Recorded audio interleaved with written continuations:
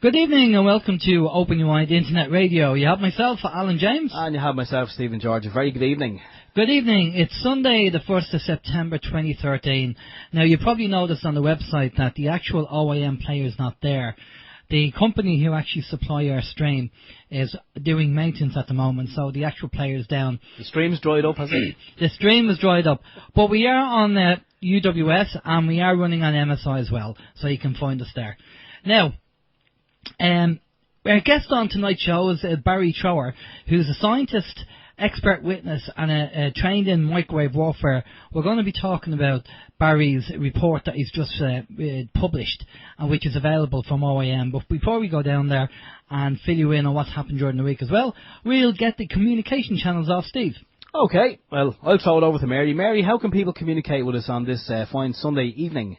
The communication channels are email info@oymireland.com, by phone 046 927 1212, and you can also contact us direct through the OYM chat room. 04692711212. If you're ringing in from outside the Republic of Ireland, put a 00353 in front of that. And if you want to chat amongst yourselves, or if you want to ask questions this evening from our special guest, Barrie Trower, you can log on to the chat room. That's oymradio.com. On the left-hand side, you will see the click here for live chat button. You can click on there. And also, if you're listening on the MSI chat room, we will pick up questions from that as well. Alan.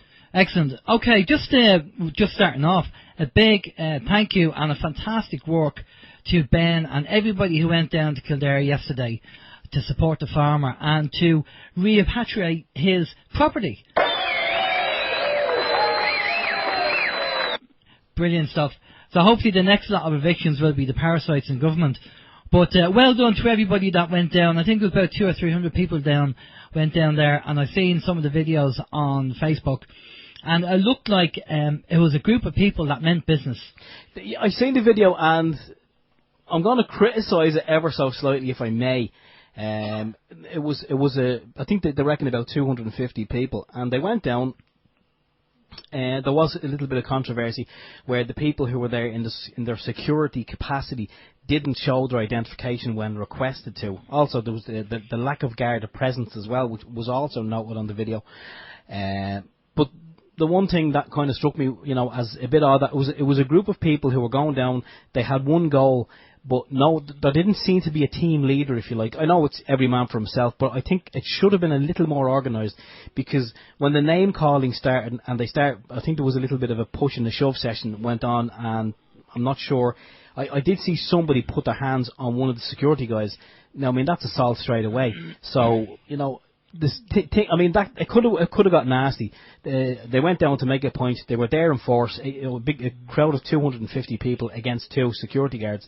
I think the security guards, eventually they would have just left. I think on their own steam. I don't think that they should have been intimidated. That's just me. But, I mean, at the end of the day, the security guards, they're only there doing what they were told to do for a week's wages. Do you know what I mean? Yeah, but do you not think kind of a sheriff with Gardai turning up is intimidation for people being evicted? Oh, I do. I totally agree. It is. They're having some of their own medicine. Yeah, well, they are and they aren't. I mean, you could look at that and say, oh, that was great. The 250 people went down and they got the man's farm back. But what if they had went down, they had to kick the living daylights out of one of the security men, he ended up in hospital and maybe died? Would we still be going, yeah, fair play, that's the way to go? No, but I don't think it would have went to that level. I don't think that would have happened. I think from what I seen in the video, it could have went that way, but there was some guy in the back and he kept kind of shouting and he kept saying, lads, leave them alone, they're off the property.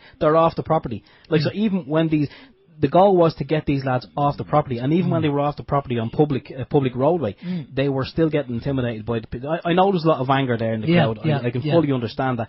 But I think if people are going to go, down there to try and do what they've done and achieve the goals that they set out to achieve, I think that there needs to be a couple of guidelines. I know there's anger. There's always anger, but I think that there needs to be some guidelines and parameters set out. That's just me. Well, what would happen on the 18th of September?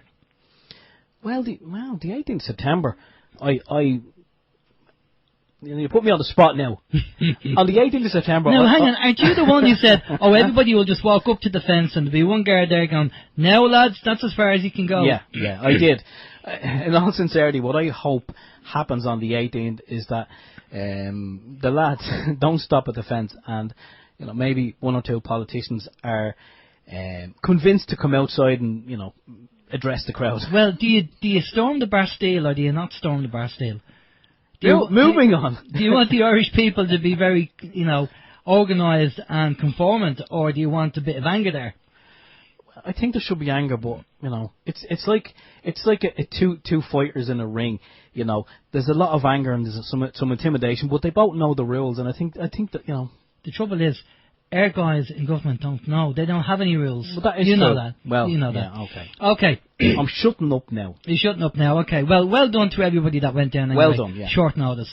Now, I was looking at a report during the week regarding, about Pringles, and apparently, according to this report, that Pringles they call it cancer in a can. Now, I kind of stopped. I loved Pringles years ago. And I kind of gave up eating them because MSG was in them, and I stopped eating them there. But apparently there's some chemicals in Pringles that also are cancer-causing. Now, that's the report that I've seen on the internet. I don't know how true that is. So I'm not saying I'm not saying it's definite. I just was reading it during the week. It's quite interesting. So something to bear in mind. And Steve, if you want to talk about Michael Tellinger's date, Michael Tellinger's going to be over here. He's going on a date. Yeah, Michael Tellinger, he's going to be doing an event on the 1st of October. That's 1 month away. It's going to be 7 p.m. kickoff. The venue is the Grand Social. The Grand Social.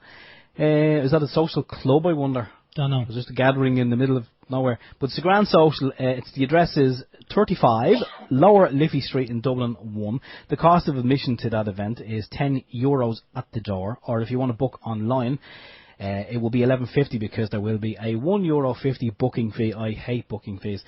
The links of the listed online events for PR purposes is www. Or as some people say, thegrandsocial.ie. So thegrandsocial.ie, you get a link there, but it's one for the calendar anyway. The 1st of October, Michael Tellinger, 7 p.m. Now Michael's going to be on the show in 2 weeks' time. We're going to get him off. Excuse me. We're going to get him on the second half of the show in 2 weeks' time. So I'm just confirming that with Michael at the moment. So fingers crossed he'll be on, and we'll be able to have a quick chat with him and find out how things are going with him. Now, the other thing that's on the list is obviously the 18th of September. There's a lockout the government, a lockout the Dáil that's on. And we're still seeing logistically whether myself and Steve can get down there. We'd love to get down and lend our support. But due to logistics, sometimes it's not possible to do it. But we're going to see what we can do anyway, so we'll keep you posted on that. Because it is a school day. It is school day, and we are dads and stuff like that. So, how's your week? Do you know what? My week's been fine. I'll be totally honest, hands up in the air. I haven't really... I've kind of stayed away from the computer this week because I was having one of my episodes whereby, everything was just kind of building up and getting on top, and I just figured, I just need to step back for a minute. So I haven't really been up to speed on what's happening. I'm just kind of paying passing attention to what's going on in Syria. That's kind of a hot topic at the moment, I know. And it seems once again that people are kind of looking towards the OIL. That seems to be what's on the cards. The only other thing I've really done, I've noticed over the past couple of days, especially on Friday in Dublin city centre, well, just outside the city centre in a place called Blanchardstown, the chemtrails, as I often notice, and Blanchardstown is not far from Dublin Airport. I know the planes are not landing or taking off from Dublin Airport to get up to that required height, but they're taking off from somewhere. But the place was bombarded with chemtrails again on Friday. I didn't get any pictures because I was just way too busy, but it was unreal. So as we always say, when you kind of see those going on, you know that the psychopaths are still in charge. What else? Scottish Sovereign on the Land had a video up on Facebook, which I did happen to look at, and it was. I'm not sure if it's one of the guys from Scottish Sovereign on the Land. or if it was just a random video. But it does depict a couple of guys in a van. They are stopped by the police in Scotland, and what ensues, and the questioning that kind of went back and forward, and the chap who's travelling in the van, I can't say driving because he did keep saying that he wasn't driving, and he actually educated the police in the video where he said, like, driving is for commerce or for financial gain. He said, I am not driving. You say I am driving. I say I am travelling. And it's a great little video, and I'm gonna put a link up to that, and also the other one that we spoke of earlier about the taking back of the farm in Kildare. I'm going to put a link to both of those very shortly, as soon as I can just grab them, because I can't multitask. I'm sorry, I cannot do it. But it was quite interesting, that video, Scottish Sovereign on the Land, how he actually dealt very, very kindly and courteously with the Scottish police. He was courteous at all times, and unfortunately the video did run out near the end, but it's about 22 minutes long, 22 minutes of video footage, I think, and it just, he did put a description up at the end to say very, very shortly after the video ran out, he was just kind of let on his merry way. And it's a great little video to watch. And especially if you're in Ireland, if you had watched that video and you also had the information from the link that we shared last week on how to deal with the Gardai if and when you are stopped, how to properly deal with them instead of just standing under or understanding their authority. So I'll get those links up as soon as I pass the microphone back to Alan, because we're sharing the mic here tonight. No, we're not, I'm only joking. So I'll do that now. So Alan, how's your week? How's my week? Just a couple of things just want to mention. And you probably heard that the country, Hungary, tells the banksters to get the hell out of their country and take the IMF with you. That's the statement from Hungary. So apparently Hungary are now taking a stance like Iceland and kicking the IMF bankers out, which is a good sign. Let's hope we have more European countries doing the same thing. And maybe, I can't see it happening with this government at the moment, but I'd like to think that we can do the same thing if we put our minds to it and we convince our government that it needs to be done. The other thing, very quickly, is something different, really. I'll have to get that frog out of my throat one of these days. There is a lady I know, and I've mentioned her before on the show before. She makes her own cards. Her business is called MadeByMeIreland.com, and the phone number is 086 404 0550. That's 086 404 0550. It's MadeByMeIreland.com, and basically she makes cards and sells them, but she does bespoke cards as well. And I happened to say to her during the week, would you do cards for the alternative movement?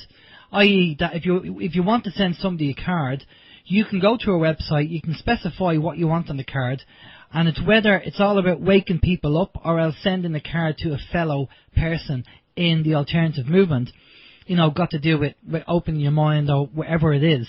And she said, yeah, she'd be happy to do that. So, for the sake, I think her cards are probably about €4 or €5, but you're going to get a bespoke card designed by her with anything that you want on it. And of course, if you want to educate people and send a card at the same time, happy birthday, Christmas, whatever, anniversary, she'll be able to do that for you. So, pop over to MadeByMeIreland.com and have a look at the website, but there is an option on the website where you can ask for a bespoke card to be done, and she'll be happy to do it. And what a great way to spread the word and put the message out there and sending cards at the same time. Happy birthday, and listen to OYM at the same time. That'd be great. Bit of promo for OYM at the same time. No harm in that. No harm in that at all. Like a bit of promotion. Exactly. Right, so... Sorry, speaking of promotion, if anyone is still interested in some the OYM car stickers, the 5 for a fiver, we still have a few left. We have sent a bucket load out, and thanks to all the people who bought those. But there's a few more here if anyone doesn't have one on the car, and at this stage I'm sure everybody has. So if you still want, you're still needing some of the OYM car stickers, there's 5 for a fiver. You can click the link on the website. And obviously we have the shop, we had stuff donated from guests CDs, books and stuff like that, and that all helps to support OYM. And if you have no money at all and you see an advert on OYM that you like, just click the link and we get a few cents from that as well. So thanks a lot for all your support, for the people that's been supporting OYM. It's a big help. Really is a big help. Right, okay, without further ado, we're going to bring our guest on and we're going to talk to Barry about his latest report and what's in the report. So, good evening, Barry. How are you? Hello, sir. Thank you very much. I'm fine. Brilliant. Barry, thanks a lot. We've been talking to each other off the air and obviously about the report that you released. And it's quite an important report. I mean, it's quite serious because you've named it Wi-Fi at Thalidomide in the Making. Who cares? Barrie Trower report. I mean, for people who haven't got their hands on this report or haven't seen it, if you go to the front page of OYMradio.com, the report is available to be downloaded for free. It's in PDF format. But Barry, tell us about how this report came about, first and foremost, and then tell us all about what's in it. Very, very simply, sir. I was a guest. I've got a big echo here. Sorry. I was a guest of the Irish Doctors Environmental Association last April, and they asked me to speak on one specific thing: the effect of Wi-Fi on the ovaries and future childbearing facilities of young children. In other words, the exposure of young schoolgirls with up to 25 hours of microwave exposure a week from Wi-Fi in classrooms, and the problems which could occur when they grow up, become adult, and try to have healthy children. So the Irish Doctors Association asked me to speak specifically on that last April. I did, and we had many questions afterwards. This was a Saturday. We had questions again on the Saturday evening, and I had further questions from 11 o'clock till 4 o'clock the following Sunday. And the bottom line of this, they said, would you please put this in a research report, because we think this is very, very serious, and we need to help the children of Ireland. Hence, from April till now, I've been researching it, reference it, writing it, and you had the very first copy, sir. Yeah, brilliant. And tell us, Barry, how many doctors were actually there? To be honest, sir, I didn't count them. All I know is I went to quite a big house. There was a big room, and it seemed to be full of doctors at the back. But with lights in your eyes, and you're really concentrating on what you're saying, I didn't count them. But, I mean, it's the Irish Doctors Environmental Association. They come from all over Ireland. So, I mean, there were quite a few there. Okay. I mean, really quite a few. And was there any skeptics in the audience that just did not accept this, your report and what you were talking about? No, sir. Every single one, and as I say, I had questions in the afternoon, the evening, Sunday. Every single one sort of accepted it. They asked questions, but nobody said this is rubbish. And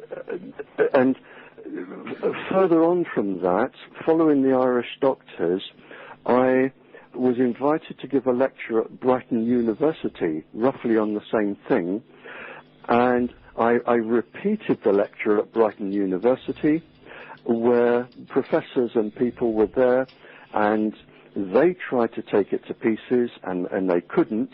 I followed up that with another lecture of academics in North London, and I gave the same lecture. So I've given the same lecture 3 times, and to date, nobody can take it to pieces.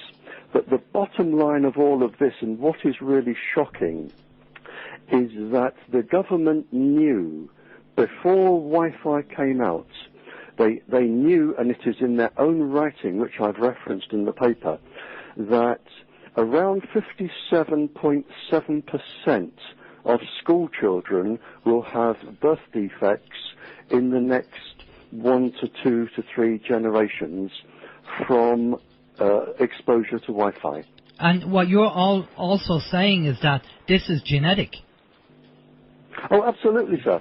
The birth defects, it can cause genetic defects which will go on permanently. So if you have a little girl today who develops a genetic defect, her daughter will carry that genetic defect, then her daughter, as long as there is a family line. And this is the government saying this, not me. All I'm really doing is joining the dots.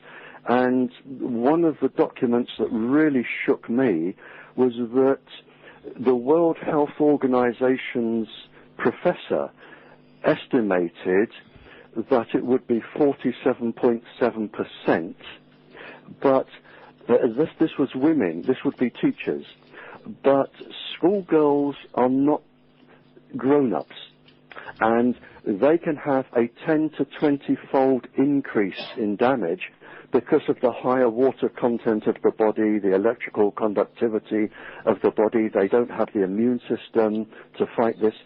So we know that at least the 47.7% is going to be 57.7%.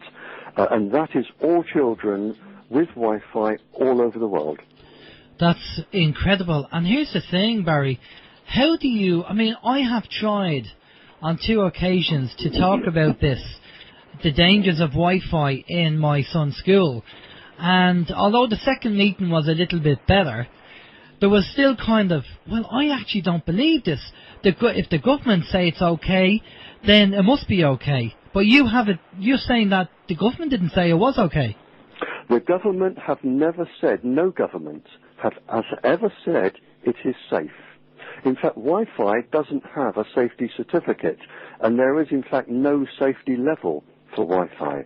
And nobody will say it is safe. And what I put in my report there, and this was from a lady who is a bishop, who wrote a letter to the education secretary in this country, and it was a standard letter she got back, which I've seen in other countries. The education authorities or governments seem to send out the same standard letter, which basically says there is no consistent evidence. And scientifically, no consistent evidence is absolutely meaningless. And if I may qualify that, sir, if you said to all of your listeners today, all of you are now going to drink 2 pints of beer a day and smoke 20 cigarettes a day, some of them would be ill straight away, some would be ill within a few months, a few years. It would reach a plateau where those that were going to be ill would be, and there would be others who would say, this is absolutely wonderful, can you increase the dose? And this is the same with any human experimentation. And the bottom line to this is, with your experiment, there would be no consistent evidence. There never is, because people are not all the same as school children are not all the same. They don't all get the same diseases. So when the government write in their letters, there is no consistent evidence, what they're trying to do is deliberately fool the people. The other 2 phrases they come out with are most of our scientists or most of our research is, which is equally meaningless. So let me just get this straight, Barry, and this is worth saying again. No government has certification to say that Wi-Fi is safe. So over here in Ireland, the Irish government cannot turn around and even with their scientists to say that they have certified Wi-Fi to be safe. That is absolutely impossible. They cannot say it is safe. And in my report there, which I've actually written for people who are fighting this argument all over the world, if somebody actually says Wi-Fi is safe, what I've recommended there is you say, okay, that is absolutely fine, thank you very much, please give me your research, we will send it to a world-leading scientific journal, and I've referenced one in the paper, and it will go to their arbitrators, their scientists, and we wait for the result. And I can tell you now, it will come back that their research is flawed. In fact, they won't even send it.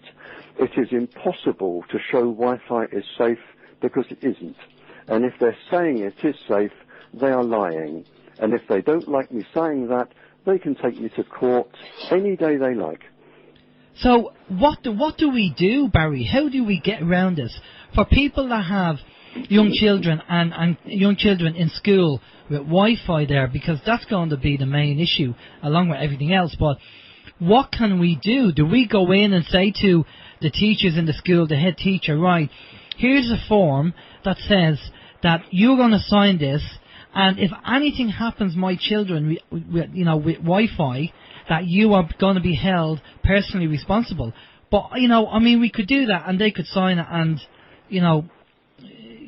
what I'm looking for is what's the best way to approach the school to wake these up, because they're told, the head teachers are told, well, we've gone to the Department of Education, and the Department of Education experts said that Wi-Fi is okay.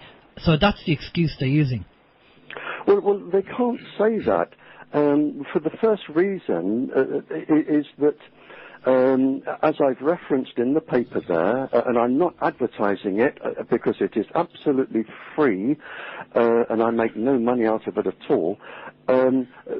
If we go back a few years, the American government, it didn't really ask, it told Western governments, all of us, to deliberately lie to the population because the communications industry would lose its profit if the truth were known.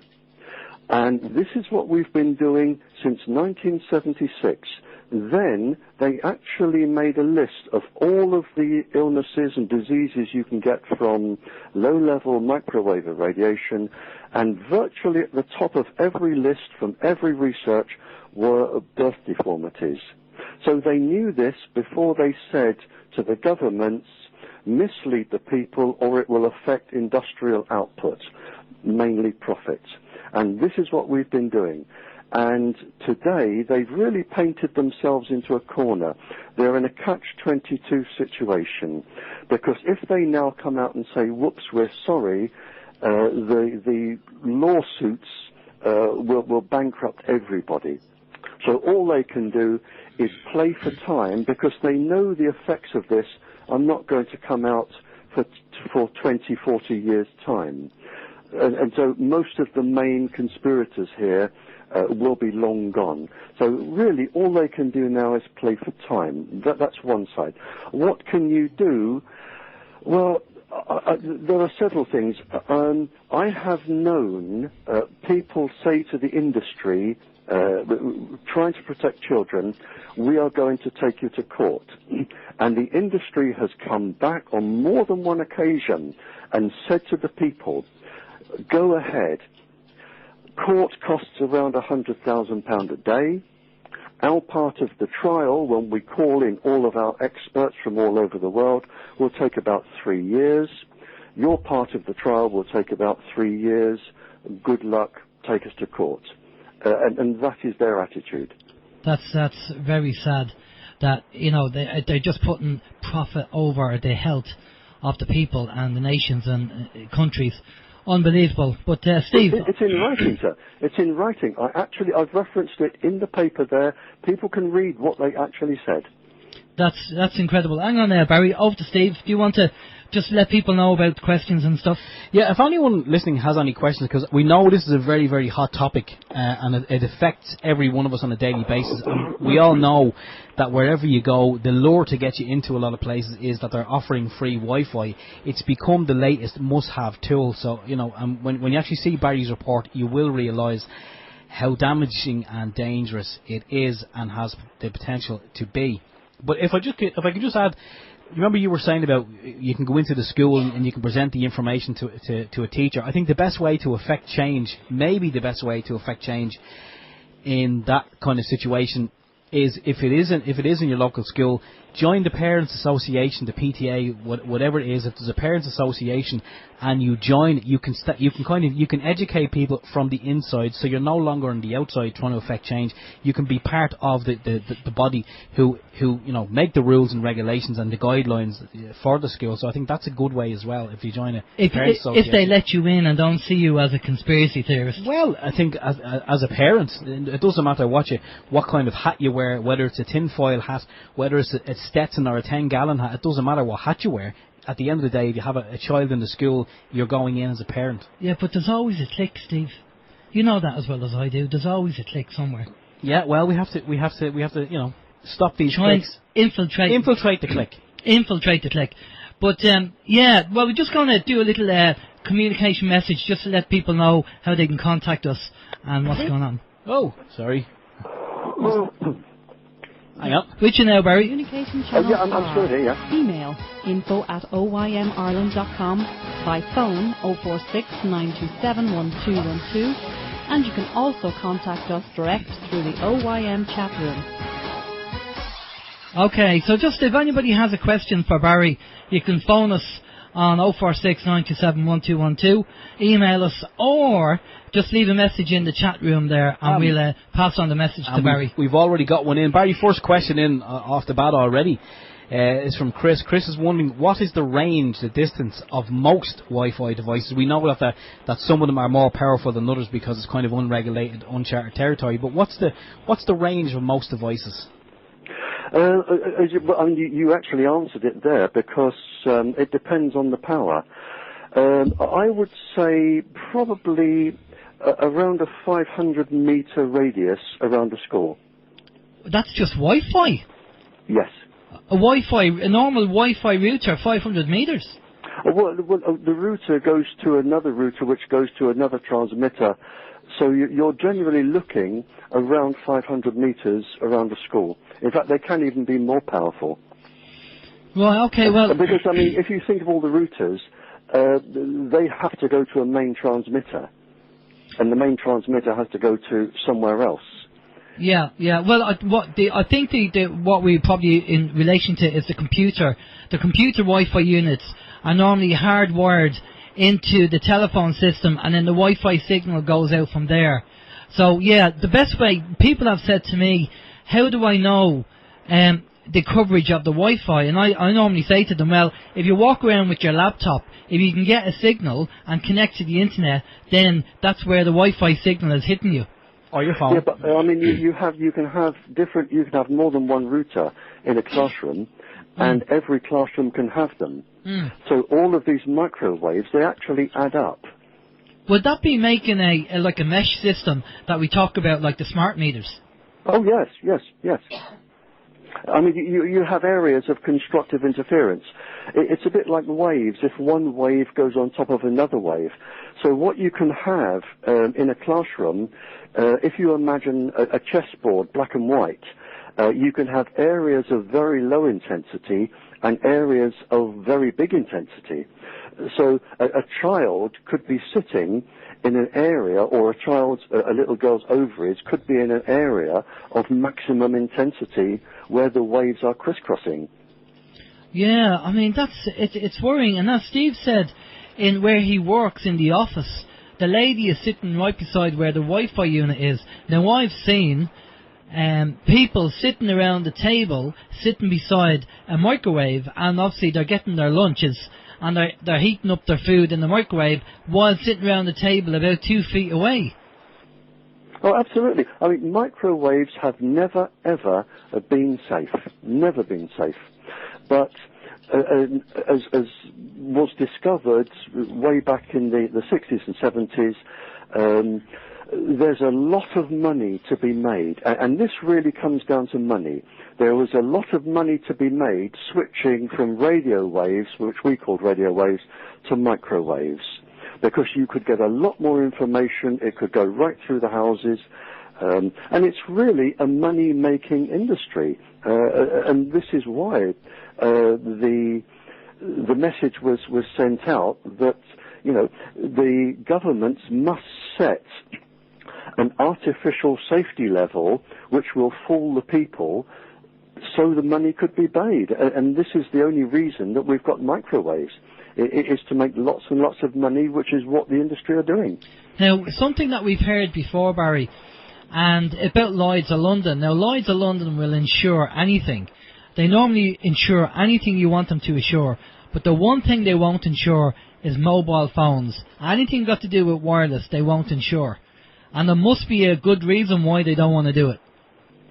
Oh, yes, and one big insurance company, Avai, I'm not sure how you pronounce it, Avia, they actually got their own professors to do research into this, and their conclusion was that, I mean, the same as everybody else that does the research, was that microwaves are very dangerous and uninsurable.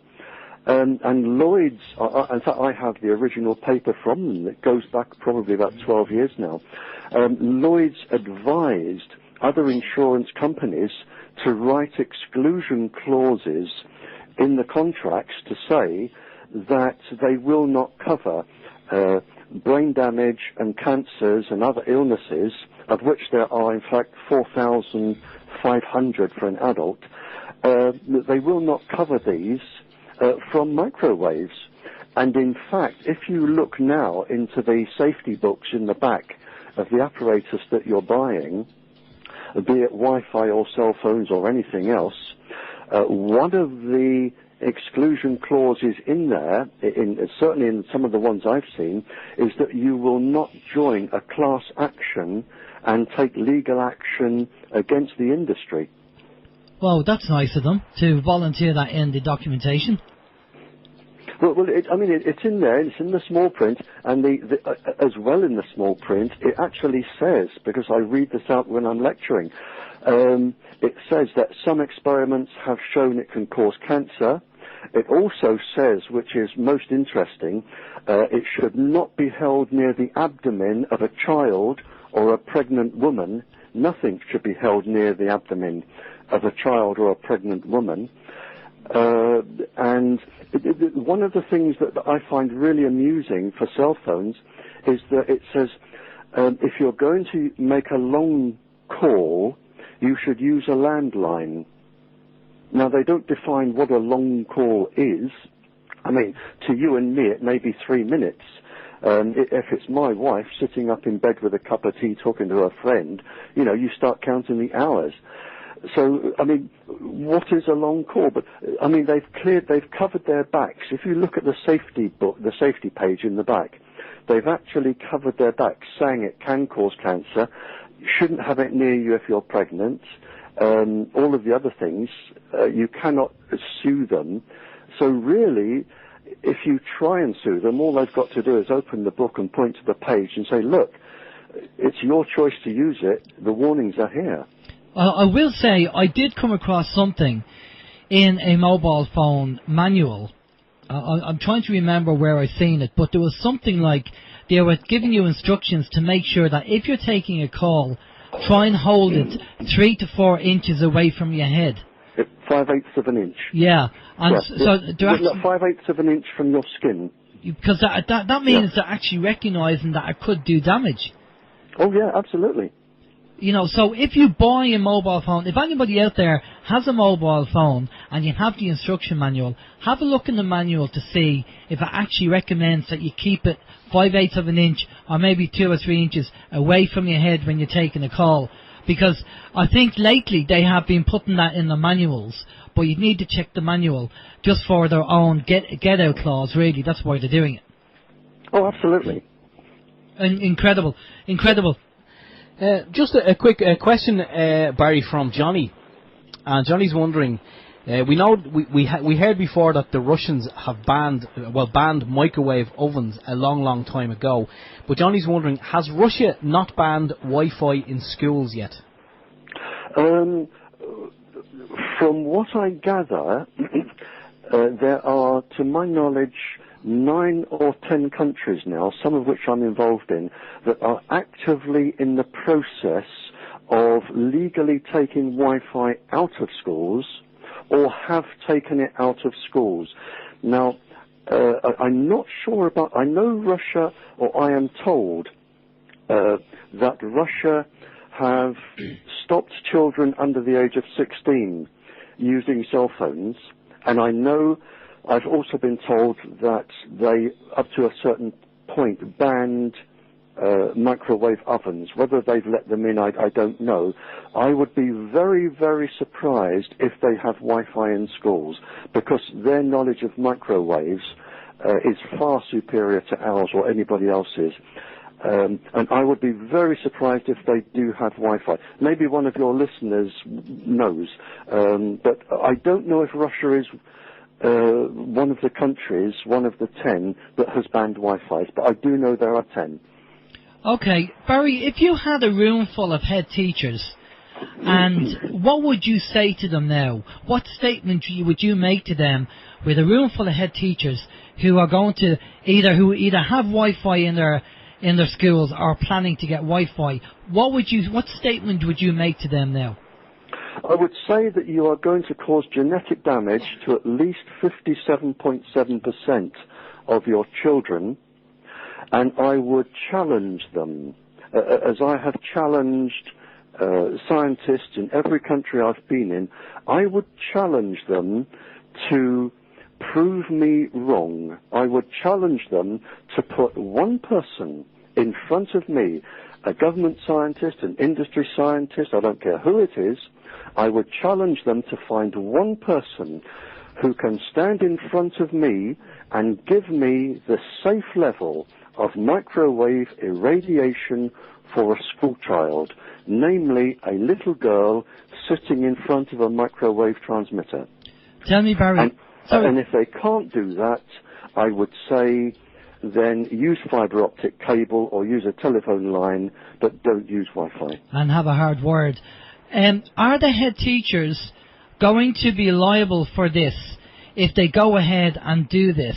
I mean, their excuse will be, it's the old Nuremberg excuse, I'm only doing my job, or I'm doing what I'm told. But can they be held legally liable for doing this?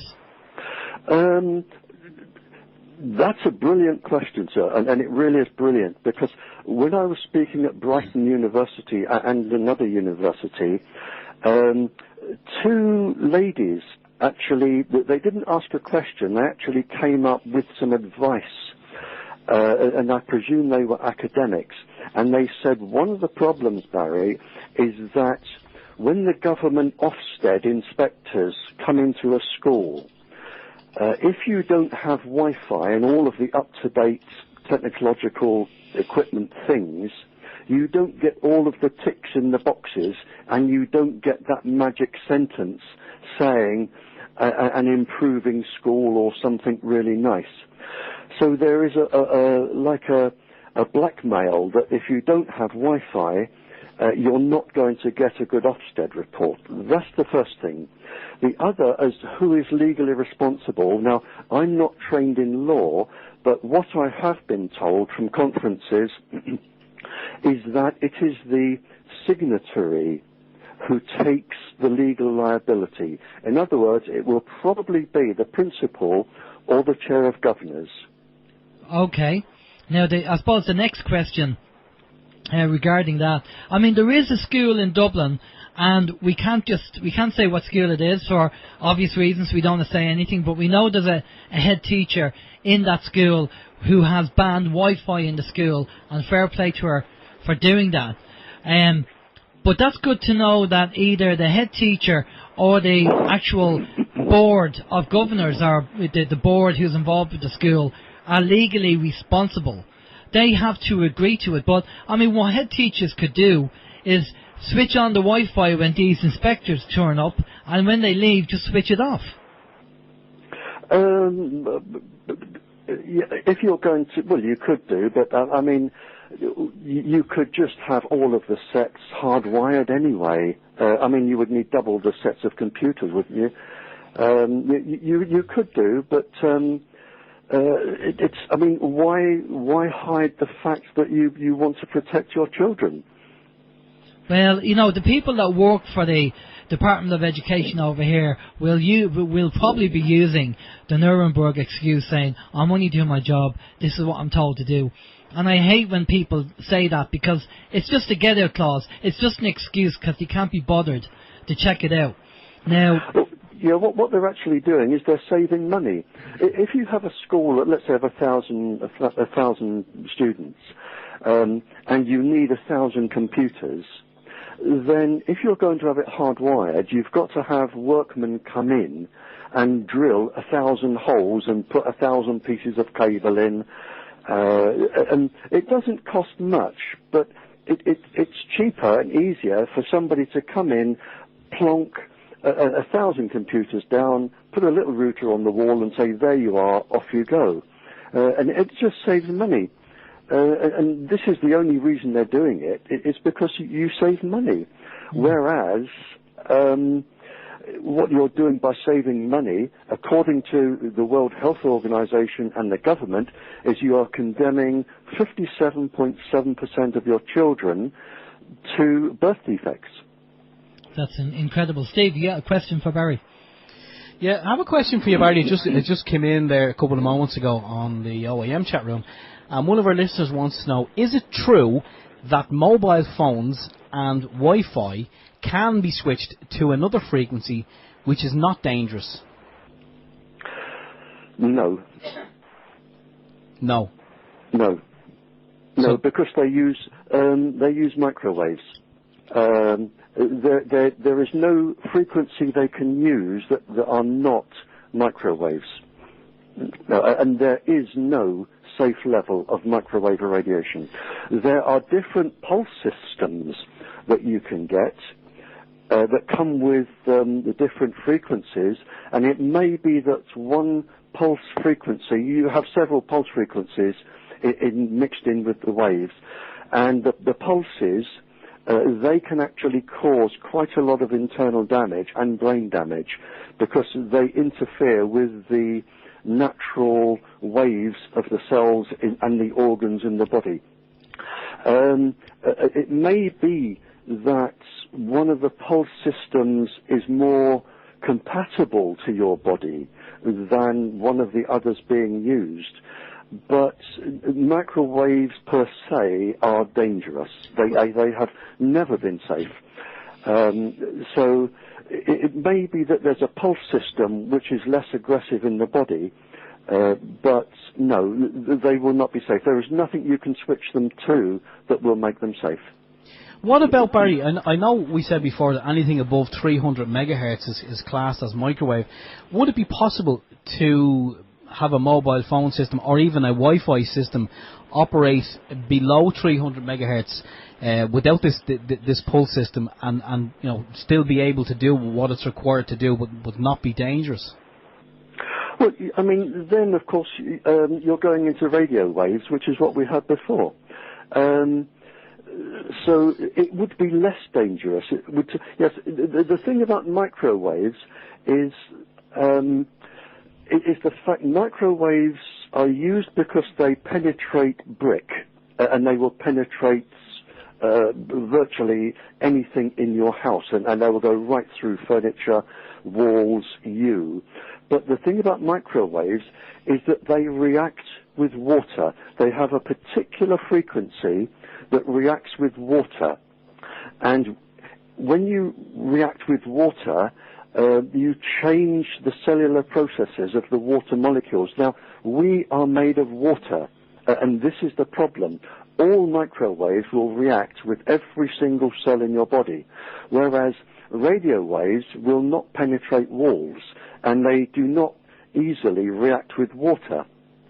So when we had the radio waves, unless you were living fairly close to the big transmitters, you were really quite safe with radio waves. It wasn't until they came up to the microwave frequency that the problem started.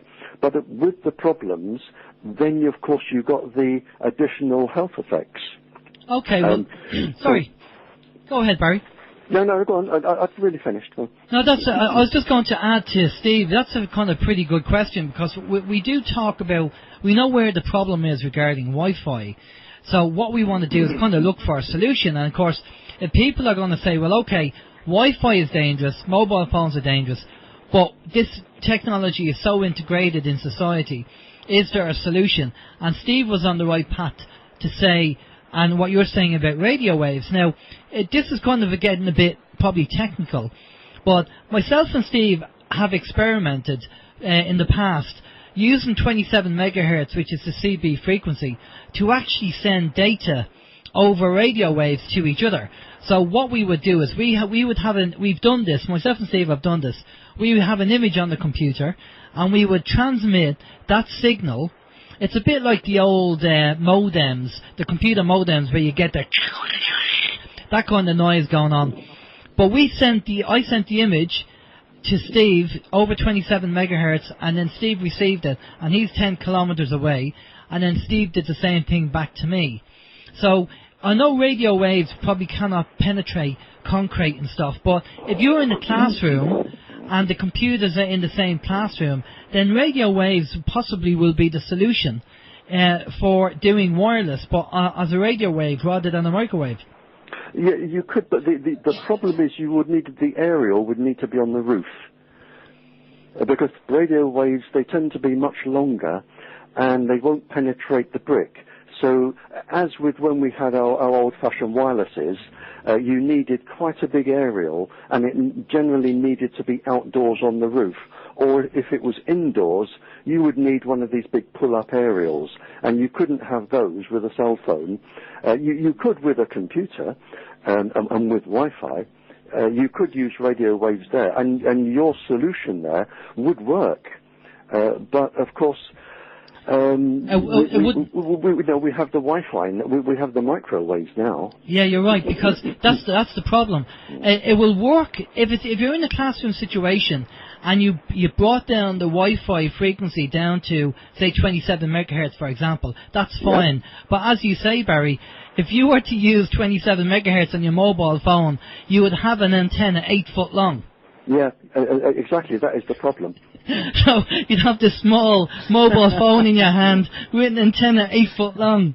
And unfortunately, for people who don't understand communications, I mean, Barry's on the ball so much that it's all got to do with radio waves and the length of the radio wave. And on 27 megahertz, the radio wave is 8 feet 6 inches.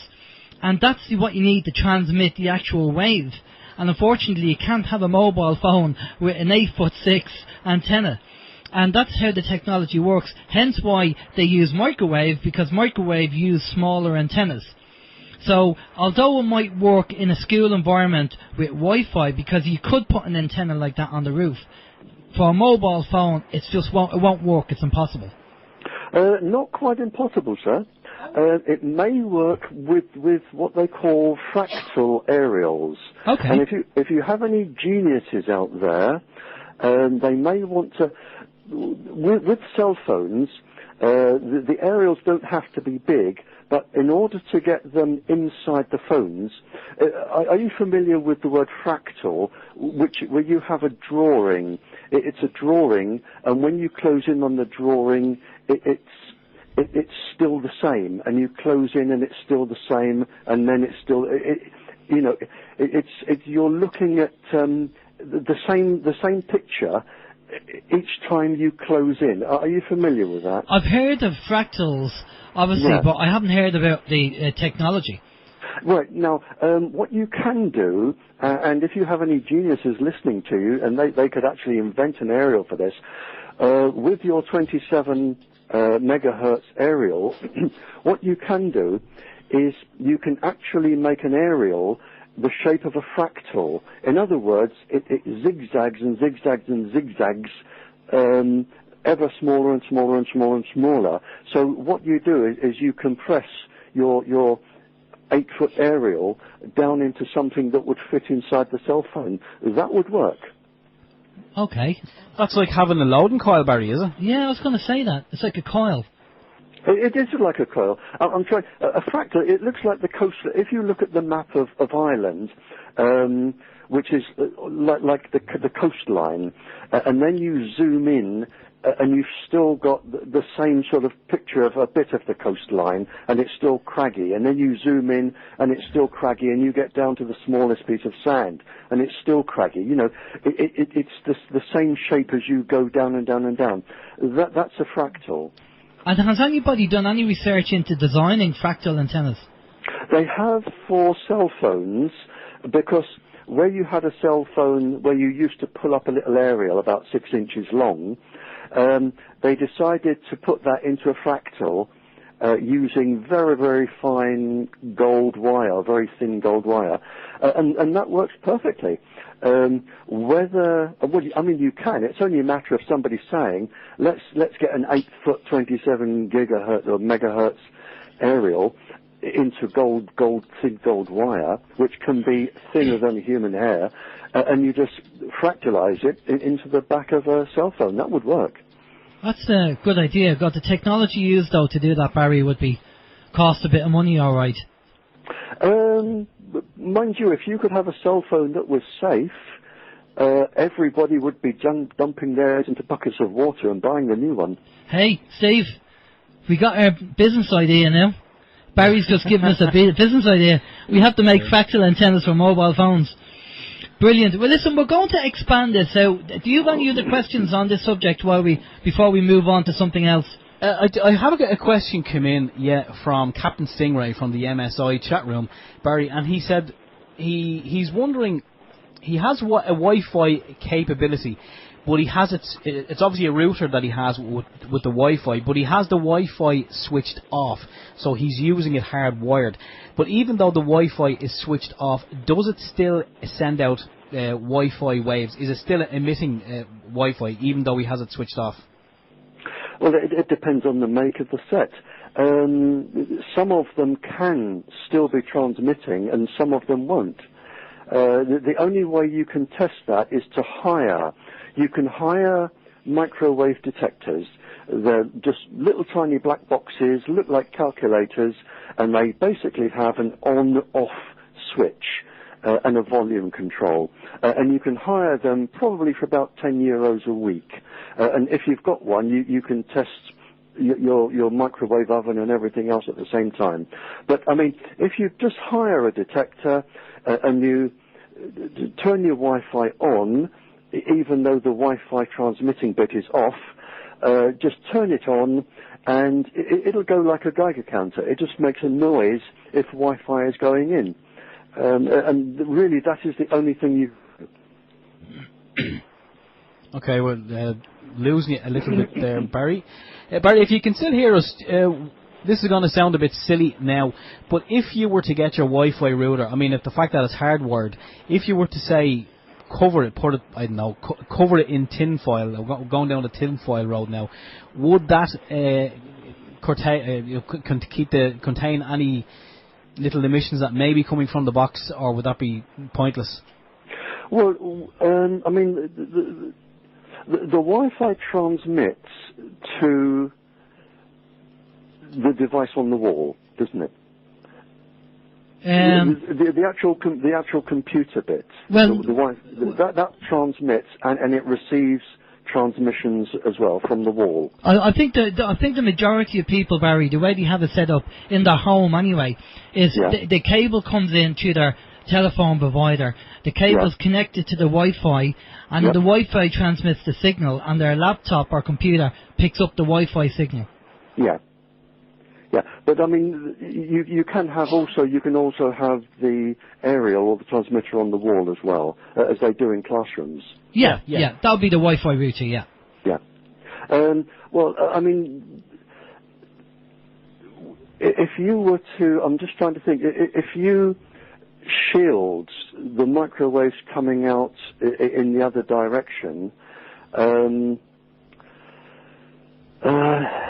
how about a small Faraday cage or something like that? Well, a Faraday cage has to be all the way around. That wouldn't work, because it has to be, a Faraday cage has to be totally surrounding it and earthed. if you, what I'm worried about is if you start blocking microwaves in, they're going to build up in there, and they've got to come out somewhere. And if they're coming out, you wouldn't see where they were coming out. You wouldn't be able to control them. It would be like having a microwave oven with the door open. Well, here's the thing, Barry. There's a question here on the chat facility, which is there's a point.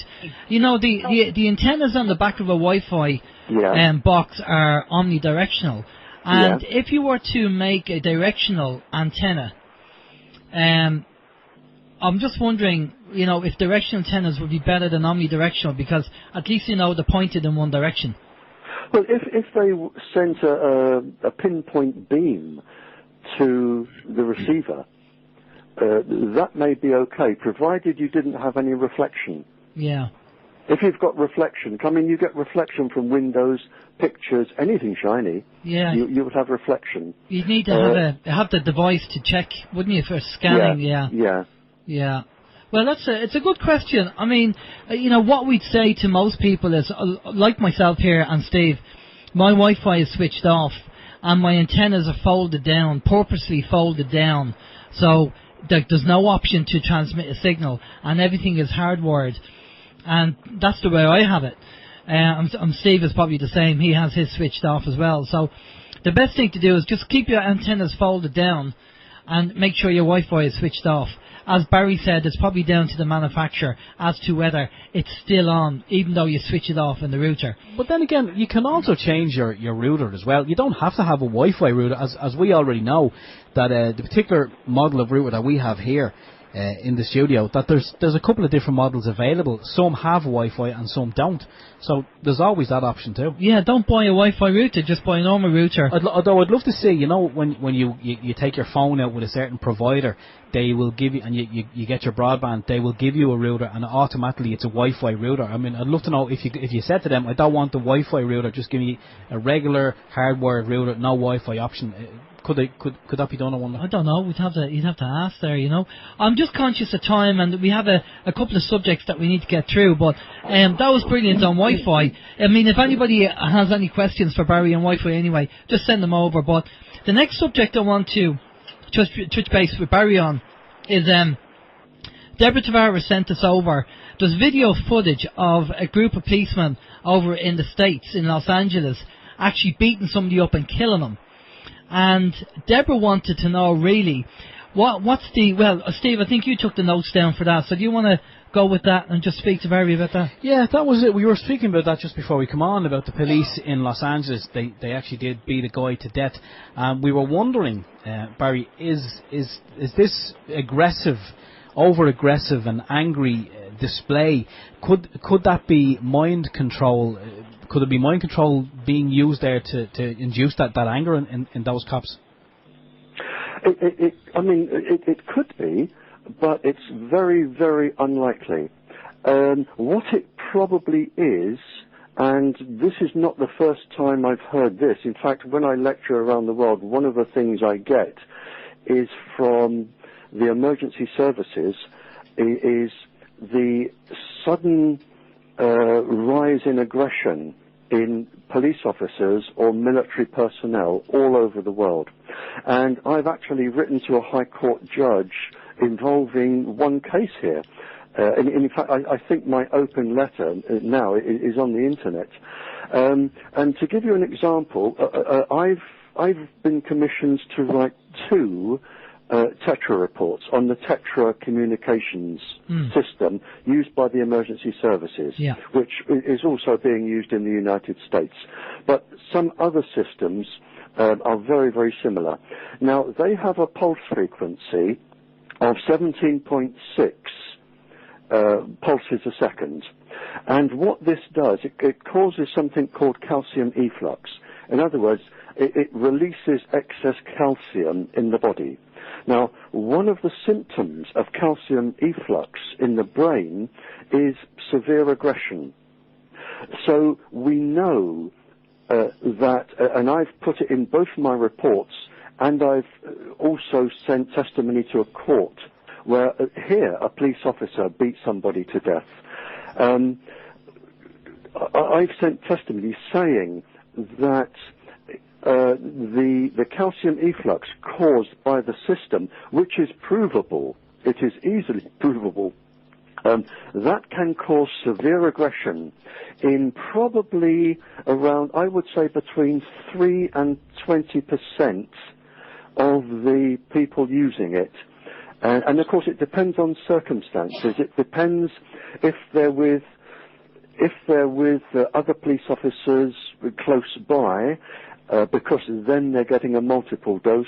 If they're in the back of a van where it acts like a cell phone, where it acts like a microwave oven, if they have a metallic-based helmet on where the microwaves can't escape, if they have the set working for more than 6 minutes, which is actually the maximum lethal dose for the system.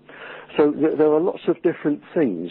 So whereas if you see personnel who are trained in really keeping their cool in emergency situations, and they lose it and they start beating people to death or crashing cars or doing other silly things, it could be this calcium efflux or brain entrainment.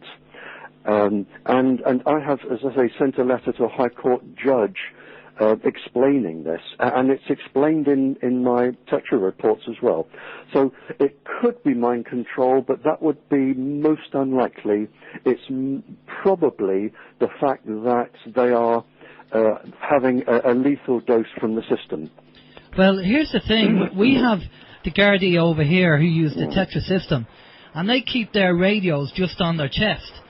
And, you know, I'm not saying that because they have the Tetra radio on the chest, they're going to get more aggressive. But if you're saying that over a period of time, if they have that radio on their chest and it can affect them or affect some members, would that kind of point to why there might be a little bit more violence involved? Oh, absolutely. I have made it, and I've said this in many countries, and I've put it in my report.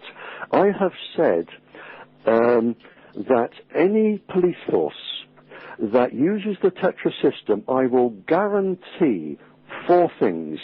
I will guarantee that they will have more motor accidents.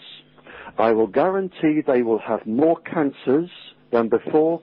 There will be more aggression than before, and there are more motor accidents, more aggression, more cancers, and there will be more general sickness. And I've challenged any police station, Garda station, that has a significant number of officers that you could check with, sort of 25 or more. Once they've had the system for 18 months, do your statistics, and you will find that this is happening, and it is down to the Tetra system. Well, we have sent information to the GRA, which is the Garda Representatives Association, regarding the dangers of Tetra, but as usual, they've ignored that information. We got no information back for them, and they're there to represent their members. And it's just amazing that you say this to the Gardai. By the way, do you know that the Tetra system was a 17, 18-year experiment? Tetra, and I'm not saying this because it makes me money, because I can assure you it doesn't. My report is on the internet, the Tetra report, one of them, if not both. And sorry, I've lost the question now. What was the question again? No, I just said that the Tetra system was a 17, 18-year experiment. Actually, yeah. The Tetra system, the government actually wrote when it came out that they could not guarantee that it would not cause cancers, and they could not guarantee it would not cause neurological damage. And in fact, one of the documents is severe neurological damage. It is an experiment on people. It is an epidemiological experiment. That is in writing, and the experiment does not finish until 2018. That's incredible. And for people as well who are concerned about this, or have family and friends who are members of the Gardai, go over to a website called tetrawatch.org. It's a website that's in the UK, and it lists all the issues that members of the police are coming down with, the health issues they're suffering from because of the Tetra system. And the English police don't seem to recognise this, or they don't seem to want to recognise it. And over here, the Irish police have just, the Gardai, the government have just switched over to the Tetra system. So obviously it's cost a fortune for them. So they're going to turn around and they're just going to deny anything that we tell them. So if you are out and about and you come across Gardai, say to them in passing. Tell them, by the way, you know them radios you have, that's the Tetra system. There's a lot of police in the UK coming down with tumours and illnesses and cancers. And if you don't believe it, go to Tetra Watch, get them to download this podcast, come over here to OYM and listen to Barry talking about Tetra and how dangerous it is. I'm just amazed that so many police. I did try wake up a person to this who's a member of the Gardai, and it's just like, well, whatever type of thing. And I thought, well, you know, what else can you do? You can tell them about it, and that's all you can do. And then they make up their own mind. Yeah, I can tell you now, sir, and I'm not here to lie. In the last 4 weeks, I've had 9 police officers in my house here talking about cancers and illnesses and brain damage from Tetra. 9 in the last 4 weeks. That's incredible. And what are they saying about it? Are they telling their colleagues? Well, they're actually saying that the problem is the moment an officer complains about it or worries about it, they are victimized, they are told to keep quiet, they are told to resign. It comes down to very, very heavy-handed senior officers coming down on them like a ton of bricks. So guys, if you're out there and you're at an eviction and the Gardai are there, try and get into conversation with them about the Tetra system and just say, you guys are turning up for the banks and the government are abusing you guys and you don't even know about it. That's what they need to say to these Gardais, to wake up the Gardai to say, the government are against you guys as well. How many members in the Gardai are coming down with illnesses and cancers and tumours, and they're not relating it to Tetra. They're just saying that, oh, it's natural causes or it's your diet or whatever, and it could be related to Tetra. Well, what they don't know is, and this is rather naughty, is that we have sold it to around 150 countries as safe. Whereas, in fact, the experiment doesn't finish until 2018, so it can't possibly be deemed, well, it could never be deemed safe anyway, not with that pulse frequency. But, you know, it can't be sold as safe or used as safe because it's an ongoing experiment till 2018. And the fact that your officers are using it, if they are using it and they have not given their consent, then it may be that whoever is issuing it is breaking the law. And now, I don't know the law, but, you know, if I came to your house and I gave you something and told you to use it as part of your employment, and I didn't tell you it could cause cancer or brain damage, and I didn't tell you that you were actually taking part in an experiment, I would probably think I was breaking the law. And if you died, I would probably think that I could face some sort of charge. Now, if your officers do not know they are taking part in an experiment, then they should, because under the Nuremberg Treaty, they have to give their consent. Yeah, well, there you go. Obviously not. Steve, you have a couple of questions for Barry there. Yes, I do. Just give me 1 second. Yeah, Barry, in relation to the Tetra system, one of our regular listeners here, 26, I have to admit, I don't know a lot about the Tetra. I've kind of done my area, my research is kind of around the Wi-Fi. That's the hot topic at the moment because my kids being in school. But 26 says that we shouldn't be referring to it as Tetra over here because it's actually run by O2 airwave. So he said it runs at about 450 megahertz using the old UHF Garda frequencies, and he reckons it's not microwave. But I do know, and I've said that anything above 300 is microwave. But is it just based on the pulse? Is it the pulse that's doing the damage at those frequencies? Well, airwave, the airwave is actually Tetra, and they do have several different frequencies, and they have several different pulse frequencies as well, because they have all of these adaptations that they put on, like videos and little buttons you press that if they see a number plate, it'll tell you the owner's name and address. They have all sorts of things. But if it's airwave, the chances are it is Tetra, because airwave do run Tetra. Okay, well that's kind of clarification there for 2.6, I think. Interesting information all the same. Which brings me to another question for you, Barry, which I'm kind of sidetracking a little bit from Tetra, but still involved with the Gardai. One or two people have said to me, and we've talked to Walter Graham about this, about the concern of radar guns. So when you're speeding, or if you are travelling faster than you should be, and the police are there with the radar guns, and they're pointing this gun at you, what frequencies are they sending to your vehicle, and are you being affected by that? I don't know the frequency of radar guns. I would imagine it's microwave. But it's a very, very good question, that, because if they pointed at you and they cause you to crash, then they will be in the wrong, because in fact all electromagnetic waves can interact with the brain. And my guess is it's probably microwave or very near microwave. I know they keep the frequency secret. I've never been able to find out what it is. Maybe one of your listeners can tell me.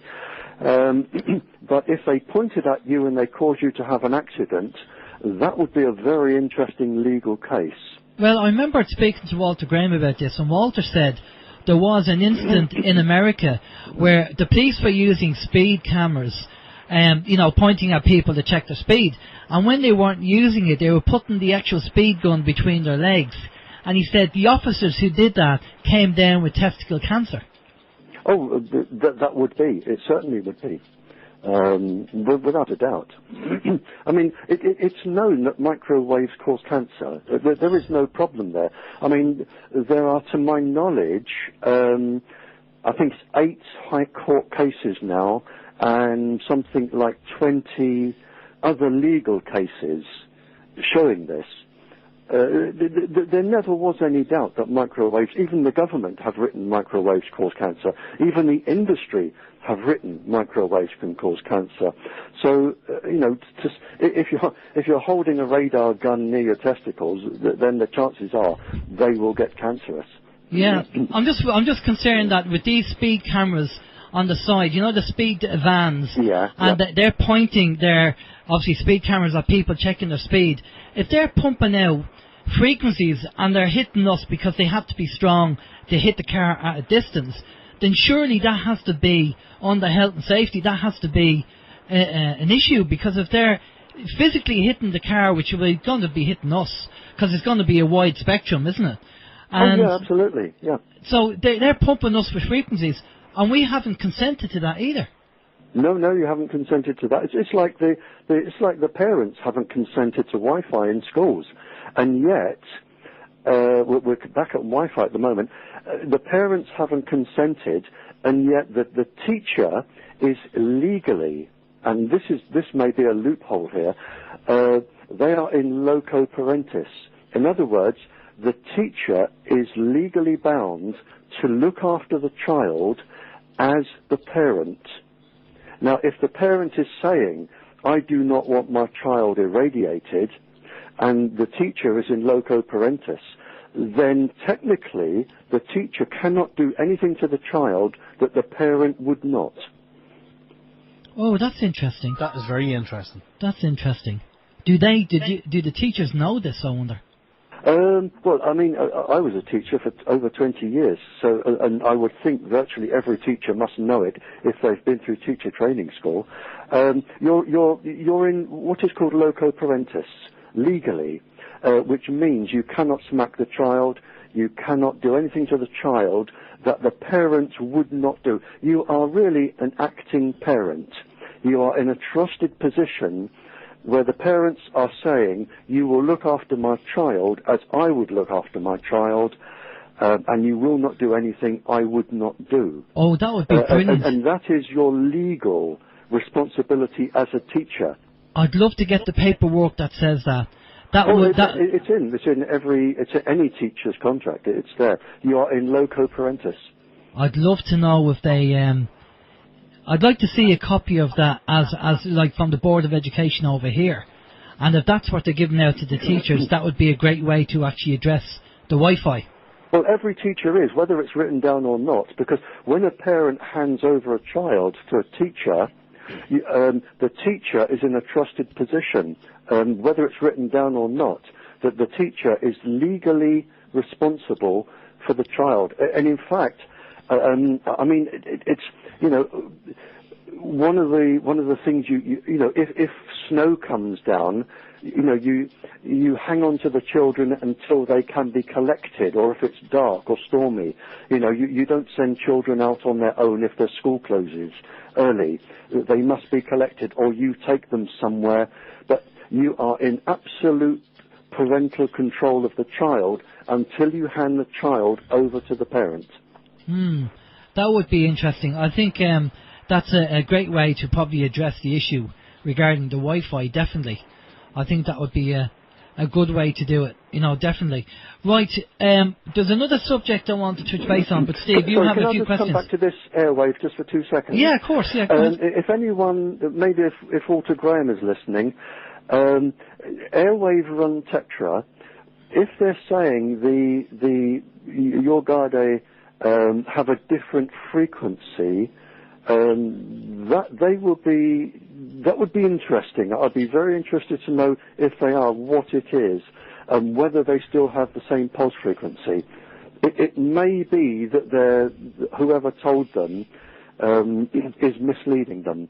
But all Tetra, everywhere in the world that I have been, has had the same frequency and the same pulse frequency. Now, if they're saying yours is different to the rest of the world, I would find that very strange. I would. I think we'll ask the listener. If the listeners can go and check that out, that would be brilliant. If they could do that and then get back to us, that we could find out about it. That would be great. Okay, Steve. Right, 2 questions, Barry, before we move on. Question 1 is, this is probably a very broad question, but who is behind the Wi-Fi /Tetra experiment, and what is the end goal? What do they want to achieve? Well, behind the Tetra experiment is the English government. They're the ones that wrote the paper for the epidemiological study. And it's in my first report, which I know is on the internet. It's called a confidential report on Tetra. The English government is behind it. Now, Wi-Fi, I don't think Wi-Fi is an experiment. I just think it is going out the way it is going out to save money. And the fact that a large number of children, without a shadow of a doubt, are going to have birth defects, that is just a consequence of the profit. And as I've said in my paper there, which your listeners can download, this isn't a first. I've actually given examples of many other governmental experiments on people. I've listed the people, and we're not talking a few people, we're talking hundreds of thousands of people. I've listed the people from those experiments, which involves pregnant women and children over the age of 4 for experimentation. And also in my paper, I've listed where the government has known that what they are working with industry with would cause birth defects. And they have deliberately lied to the populations or kept it secret, knowing it would cause birth defects. And some of them, if you look at the list there, some of them are still causing birth defects to this day. And so if I'm saying, as I say in my paper, the fact that half of the school children using this are going to suffer birth defects, it is nothing that has not happened before, time and time and time again, in the name of profit. That the governments and the industry working absolutely together will make a massive amount of money, and then 20, 40 years later, the consequences will come up. They will still be going in 100 years' time, but they will have made their money. And this is, sadly, a part of human society who think that making money is more important than human suffering. And we do have these people, and sadly, they are the people in power. Okay, it's frightening. It's definitely frightening to think that. Barry, before I actually have a piece of information there for you. I'll get to that in a second, but before I do that, another listener is wondering, is there anything that the person, you and I, can do to shield ourselves or to disrupt microwaves when they are being put upon us? Very, very little. I mean, you can shield your house and you can shield where you sleep, but I mean, they're actually everywhere. Microwaves are now everywhere. It's a bit like if everybody in Ireland were chain smoking and there were no wind, and you just had this blanket of passive cigarette smoke everywhere. Microwaves are now everywhere because there is so much money being made so quickly, and the government scientists are above and outside the law, and it seems that industry is outside the law. There is very little that people at the moment can do other than sort of write research papers like me and hope that we can get somebody taken to court. But if you're saying, can you protect yourself from microwaves, the sad answer is very little, because some people are electrosensitive. We know between 3 and 20% of the population are actually allergic to microwaves. And the people that contact me, some of them are living in holes in the ground, which is the only place they can find microwave free. A lot of them commit suicide. A lot of them just become very, very ill and die. But here near Dartmoor, where I live, there are people living in dips in the ground because it's the only place they can find. And as I've said before, and it's in my paper, the fact that 100,000 or 500,000 people are going to die is absolutely and totally irrelevant compared to the profit you're going to make. Yeah, the question there that's just come in the chat room, and I heard that already, and I don't know whether you heard it, Barry, that they banned lead paint because it was acting as a shield to electromagnetic pollution in people's houses. Absolutely, yes. Yeah, but, I mean, in the same token, they put it into petrol, yeah. which they knew would cause birth defects. I mean, if you look at my paper, you'll see all of the things that they have done that cause birth defects and are still causing birth defects, and Wi-Fi and microwaves will just be another word on that list that will now go on virtually forever. It's incredible. It's amazing that you called it a thalidomide in the making, because that's definitely what it is. Steve, you have a question? Yeah, Barry, the information that was sent in to us by 26, there's actually a web page which he has directed us to, which I'm just going to give out the address for anyone who is interested. It's www.radio-electronics.com, and the information there is in relation to Tetra radio frequencies and air interference. And what he says, what they say there on that website is For emergency services in Europe, the frequency bands are 380 to 383 megahertz. That's right, yeah. Yeah, 390 to 393 megahertz. Yeah. And the bands can be expanded to cover all parts of the spectrum from 383 to 395. Frequency bands 410 to 430, 870 to 876, 915 to 921, and 450 to 470. Yep. 385 to 390, 395 to 399.9 have also all been allocated. So they're all allocated for Tetra. All over 300 though. Oh, they're all over 300. Oh yeah, they're all microwaves. Yeah. Yeah, but the question is whether I know the lower ones have the 17.6 pulse frequency.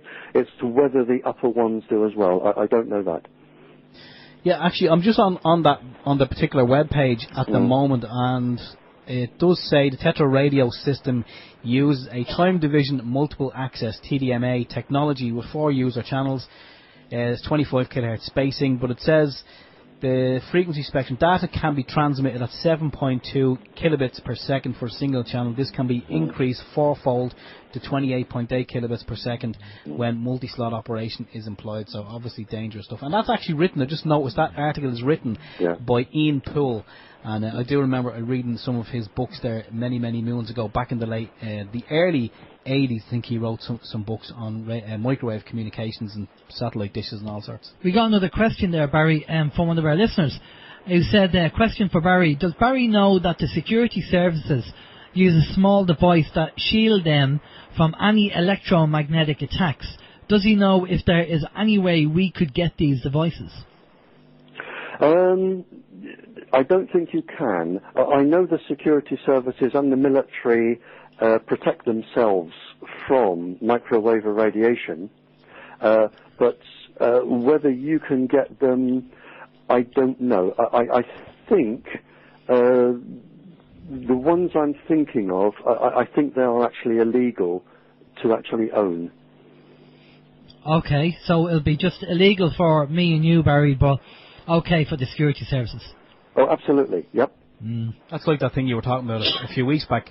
Was it the binoculars or whatever it was that you can look into the sky? Third generation infrared, infrared, night vision, illegal for you and I to own. Barry, Angela McFadden is wondering the panic button that some elderly people wear around their neck as a necklace. It sits near the heart area. Do these work on microwave frequencies? Normally, again, there are lots of different makes. They could do, but they may be infrared, whereby you just press a button and it goes to your telephone, and your telephone automatically dials the emergency number. Or some of them will be microwave if they go to a tower which dials an emergency number. It depends which one you have. But they shouldn't be transmitting until you press the button.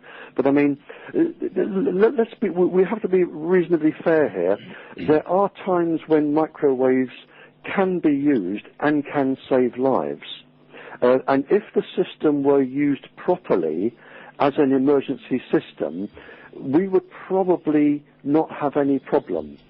The problem is when people are using the microwaves all of the time. If it were used for what it was originally designed for, if you broke down in the middle of a country lane, or a school child was suddenly being followed at home by a pervert, something like that, and you could just push a button and get help, and you use them sort of maybe once or twice a year, that would be fine. Yeah. They were never designed to be social instruments where you use them 24 hours a day, and the whole system, and this is the problem, has been hijacked by children. Yeah. Because children love pictures and they love to do their chatting up and their snogging now over mobile phones. And this is the problem, and they were never designed for that. And some children keep the phones under the pillow. Oh, absolutely. And now, if you have a look at the brain tumours for children, you will find that it is now the biggest cause of childhood deaths.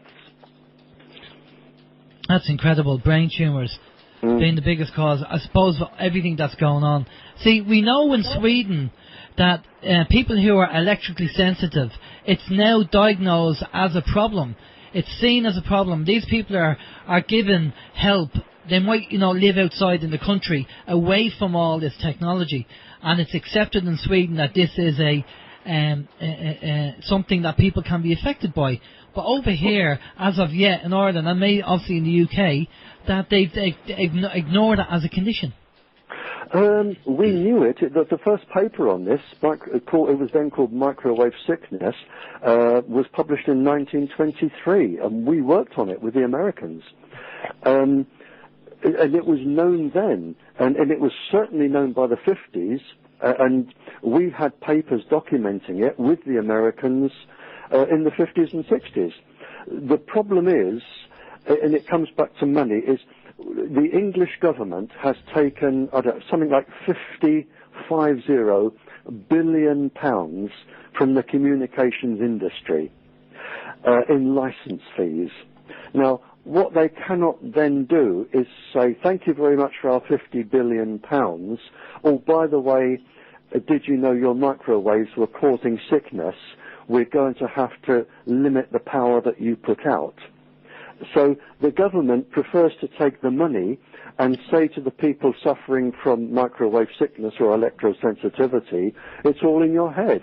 Whereas we knew in the 20s the condition existed, because I joined the military. I started studying in 1959, and in 1960 I was taught the symptoms of microwave sickness because I worked with microwaves, and I was taught by the English military. So we knew it because we were taught it. Okay. And what they're doing now is, because of the money, they're saying, we've changed our mind, it doesn't exist anymore, which is just ridiculous. But could you not use case histories from Sweden who acknowledge that there is a problem and use it in the UK? Oh, we could do. And I mean, all you've got to do is take the government to court. Yeah. I mean, that's what I was thinking, because if Sweden has turned around and accepted it's a problem, then surely then case histories there could be brought to the UK and go, well, Sweden as a government, the Swedish government have accepted this as a problem, so it must be a problem if Sweden have turned around and said they found that it does cause problems with people who are electrically sensitive. Right. Now, in theory, yes, we take the government to court. But the English, and I'm deliberately saying English here because Wales and Scotland and Ireland they probably have different rules. I do know the English government because, as I've said in my paper there, and I've been very specific and very aggressive to the government in my paper, in the 60s, the late 60s, I was commissioned to look into corruption in the higher echelons of the London Metropolitan Police and the non-elected members of Parliament. And the level of corruption there was phenomenal. But one thing I did learn, and I think I've put it into one of my papers somewhere, the English government have a system that they call active denial, and it is also used by the Americans and the Canadians. Now, active denial means that when you go to take a government to court, they will take 50 years before they will appear in court, 50.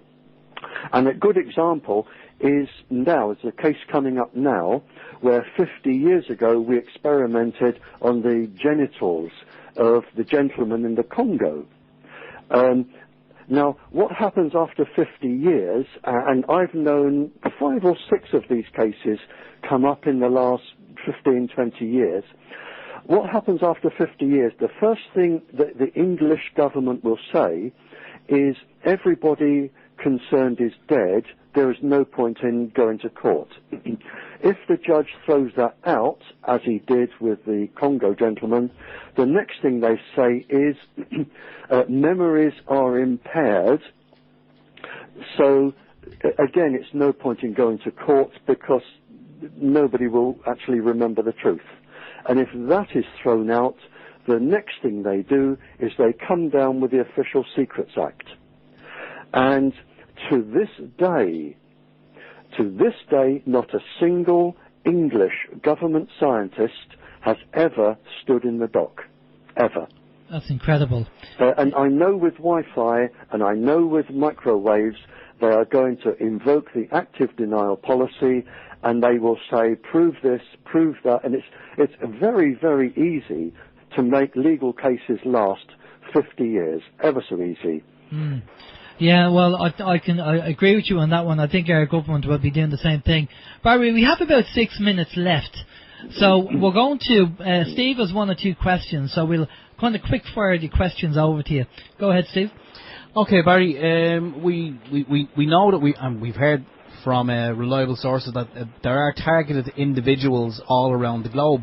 And there's a question here for Barry. What would you do if you were one of those targeted individuals being attacked around the globe, obviously through microwave technology?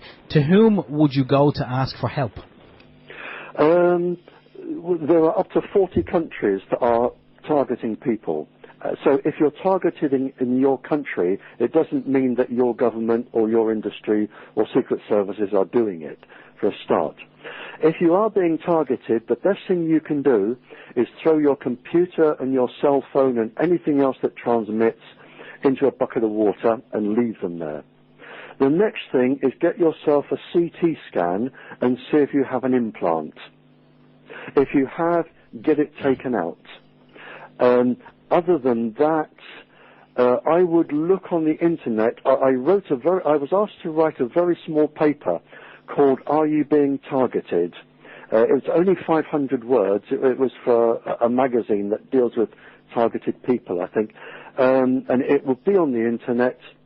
But basically, you have got to get rid of what they are tracking you with, and it will usually be your cell phone.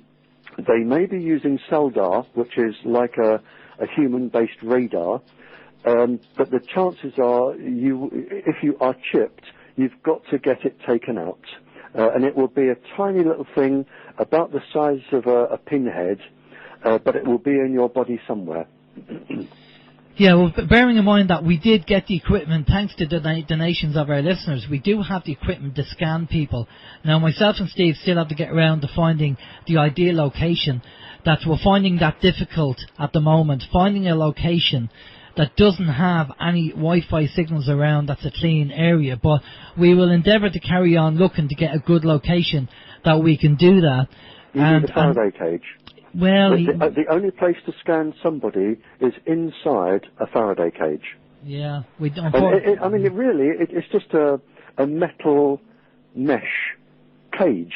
It doesn't have to be big, but you would need to look it up on the internet because the size of the holes is particularly important, as is earthing it, running a wire into an earthing cable. An electrician would make you one. If an electrician went on the internet and looked up Faraday cage, an electrician or a builder would put one together in a day. Yeah, I think we're going to have to look at that. Now, just, maybe we'll have a donation set up to buy OYM a Faraday cage so we can do it. But in the meantime, what we'll do is try and find a location to do it. Now, Barry, I know we had a couple of questions for Deborah. Deborah's probably listening, Deborah Tavares.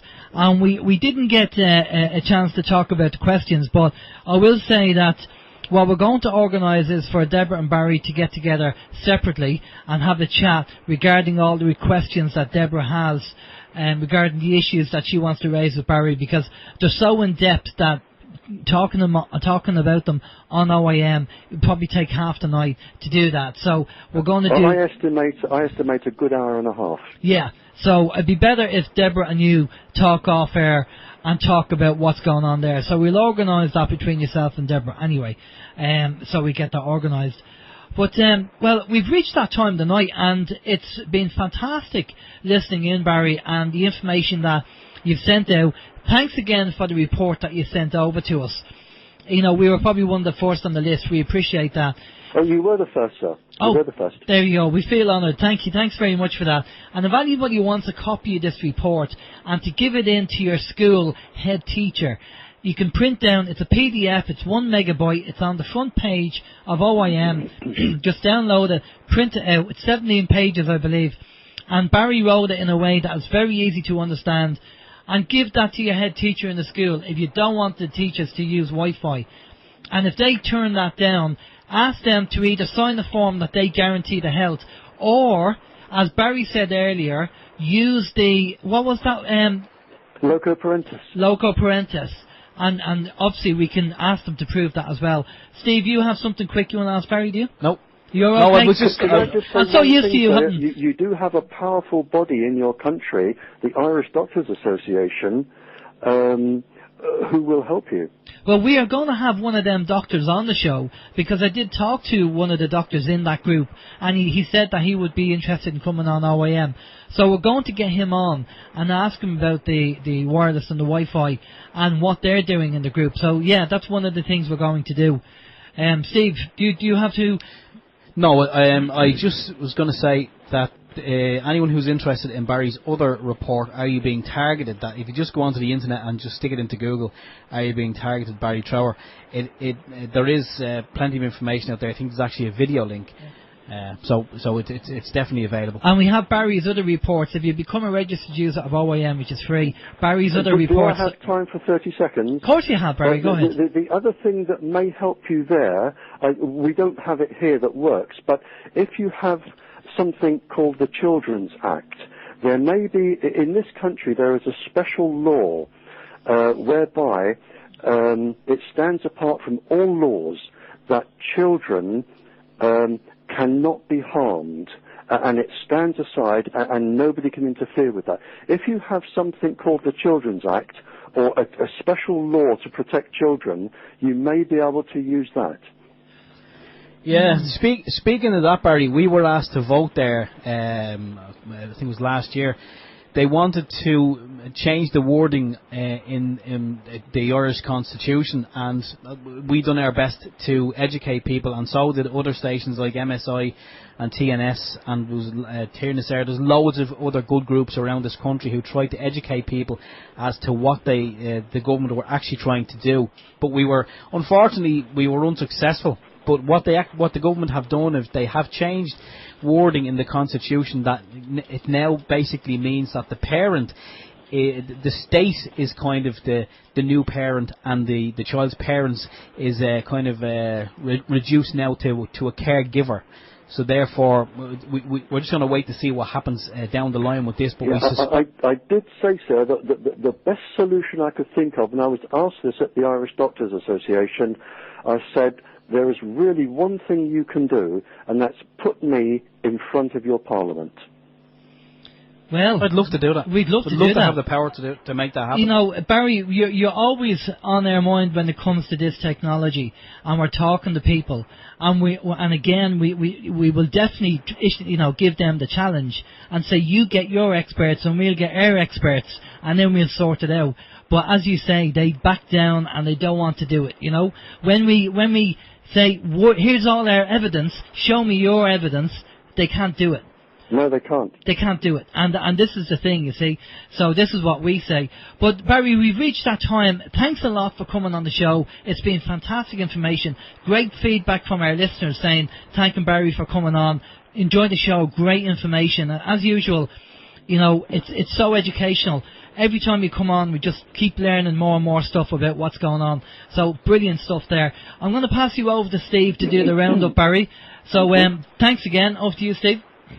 Okay, Barry, there's no point in me asking you for your website or anything like that, because I know that you kind of you steer clear of that, but although a lot of your work is publicised on the internet. So just in closing, we just throw the microphone over to you and let you close it in your own words.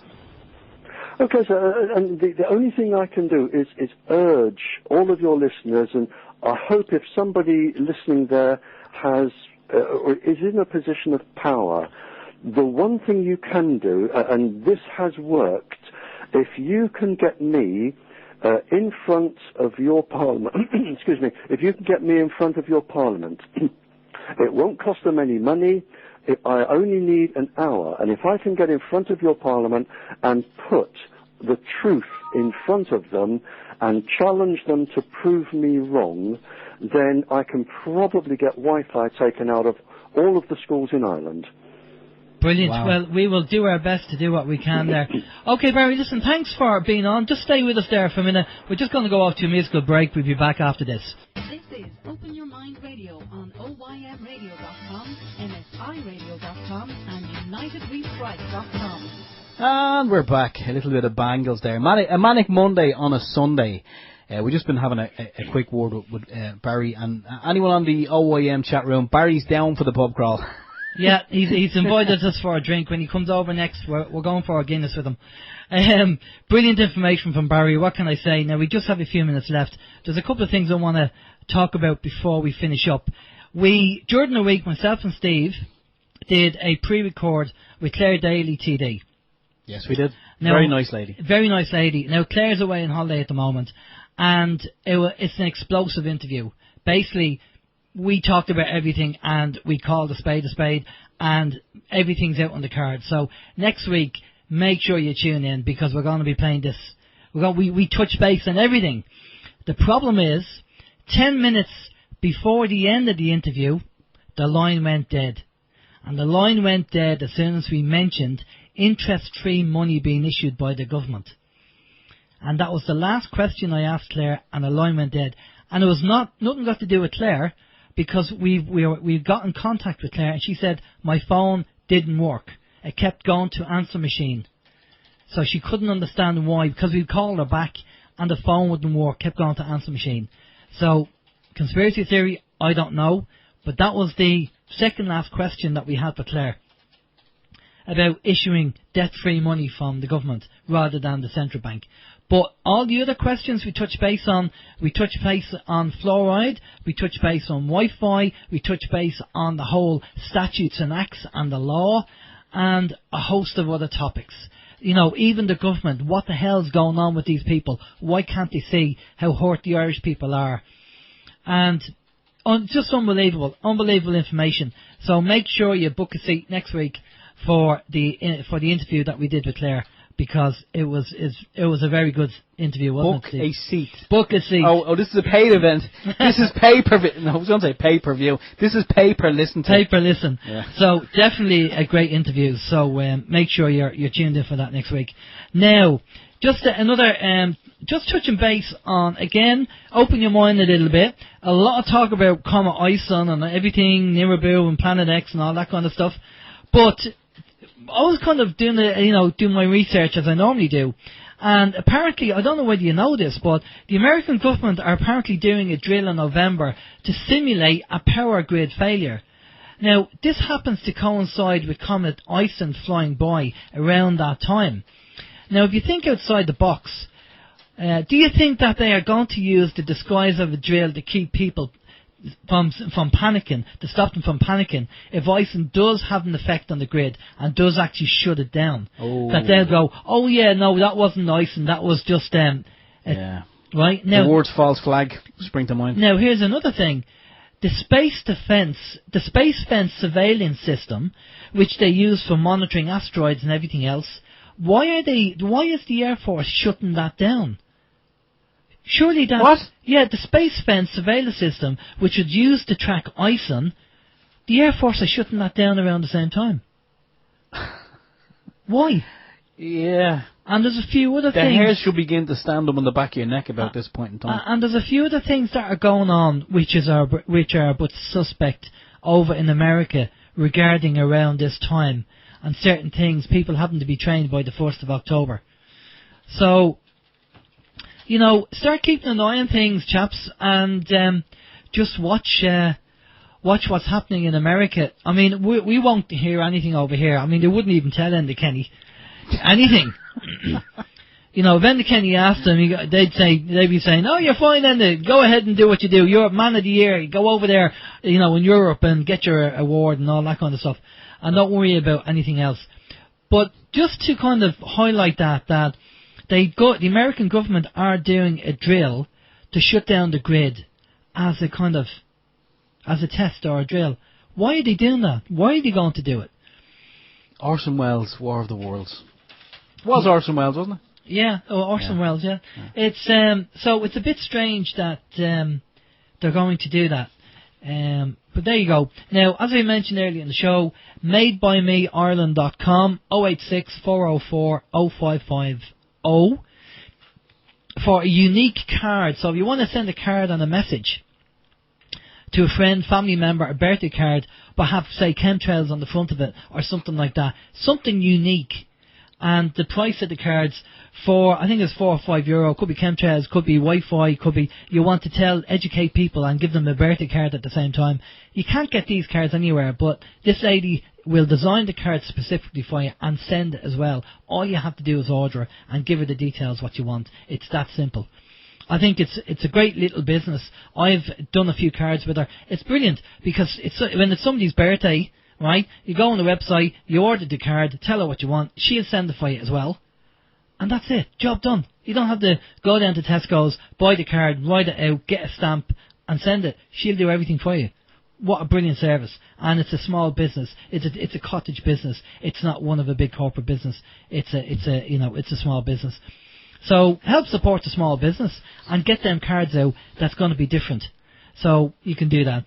But, okay, so next week, we got 4 minutes left. Next week, as I say, the Clare Daily interview, explosive interview, brilliant information. We really talked about everything and we didn't hold back.